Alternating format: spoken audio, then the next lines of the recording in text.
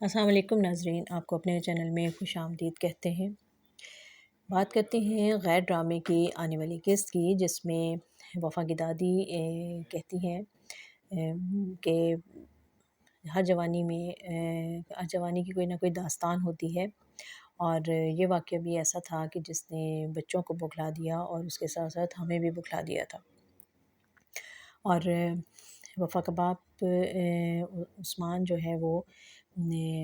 بہن کے گھر جاتا ہے اور وفا کو بھی ساتھ لے کر جاتا ہے، اور ان سب سے کہتا ہے کہ میری بیٹی اتنی بے وقت نہیں ہے، اور میری بیٹی تو محبت ڈیزرو کرتی تھی، لیکن اس کے بدلے میں آپ سب لوگوں نے اس کے ساتھ کیا سلوک کیا۔ اور وفا بھی کہتی ہے کہ میں جو مجھے میری محبت کو قبول نہیں کرے گا، اور جس نے مشکل وقت میں میرا ساتھ چھوڑ دیا، اب میں اس سے دوبارہ ساتھ کی امید نہیں کرتی اور میں اس سے مدد نہیں چاہوں گی۔ اور ثالث جو ہے وہ اپنی ماں سے کہتا ہے کہ اگر وفا بدلہ لینے پر آ گئی تو میرے ہاتھ میں تو کچھ بھی نہیں رہے گا، میں خالی ہاتھ رہ جاؤں گا۔ اور وفا کہتی ہے کہ کسی اور عورت کا ٹھکرایا ہوا آدمی جب واپس آئے تو کیا میں اسے دوبارہ قبول کر لوں۔ غیر کی اس قسم میں ہم نے دیکھا کہ اب ثالث جو ہے وہ اس کو یہ بات سمجھ میں آ گئی ہے، اور وہ وفا کی قدر کرنے لگا ہے، اور اس کی ساری خوبیاں بھی اس کے سامنے آ گئی ہیں، اور وہ ماں سے آ کے کہتا بھی ہے کہ مجھے اندازہ نہیں ہوا کہ وہ کب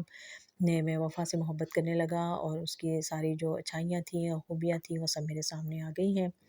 اور میں اس کو اپنانا چاہتا ہوں، میں اس کو چھوڑنا نہیں چاہتا، تو آپ میرے ساتھ چلیں اور ہم اسے واپس لے کر آتے ہیں۔ تو ماں کہتی ہے کہ تم اب خود جاؤ، یہ تمہارا اپنا معاملہ ہے اور تمہیں ہی حل کرنا ہے۔ تو وہ کہتا ہے کہ نہیں، آپ میرے ساتھ چلیں، وہ کہتی ہے کہ ماں کہتی ہے کہ نہیں، اب تم بڑے ہو گئے ہو، اور میاں بیوی کے آپس کے جو مسائل ہوتے ہیں وہ میاں بیوی کو خود ہی حل کرنے چاہیے، تو اس لیے اب یہ معاملہ تمہیں خود دیکھنا ہوگا۔ اور ادھر جو وفا کے جو باپ ہے عثمان، وہ کہتا ہے کہ میں خلا کے پیپرز تیار کرواتا ہوں، اور میں اس کو جا کے کیونکہ میں نہیں چاہتا کہ اب ثالث جو ہے وہ اس کی طرف سے کوئی ایسی کارروائی ہو، بلکہ میں خود تمہیں وہاں ان سے آزاد کرواؤں گا۔ اور وہ ساتھ اس کو یہ بھی کہتا ہے کہ تم باہر چلی جاؤ پڑھنے کے لیے، کیونکہ میں چاہتا ہوں کہ تم جو یہاں کے جو سارے مسائل ہیں اور یہاں کا جو ٹینس ماحول ہے تم اس سے نکلو اور تھوڑی ریلیکس ہو جاؤ۔ ادھر جو فجاد ہے اس کا بھی آفس میں وہ جو اس کو سیکٹری ملی ہے، اس کی جو پٹانگ حرکتیں وہ دیکھ رہا ہے، اور شاید اس کی انٹری اس لیے کروائی گئی ہے کہ اب فرجاد کا رخ جو ہے وہ اس کی طرف موڑنا چاہ رہے ہوں گے، اور ظاہر ہے کہ اب اس کا چانس وفا کی طرف تو اس کا چانس نہیں بنتا، کیونکہ وفا تو اس کو بری طرح سے جھٹلا چکی ہے اور جھٹک چکی ہے، اور اس کو کہتی ہے کہ مجھے تم سے ایسی توقع بالکل نہیں تھی، جو کچھ تم نے رویہ میرے ساتھ رکھا اور جو کچھ کیا میرے ساتھ۔ اور دوسری طرف شفا کا رشتہ بھی آتا ہے، جو کہ وہ برداشت نہیں کرتی، اور پہلے تو وہ دروازہ لاک کر لیتی ہے، لیکن پھر بھائی کے کہنے پر اور بھائی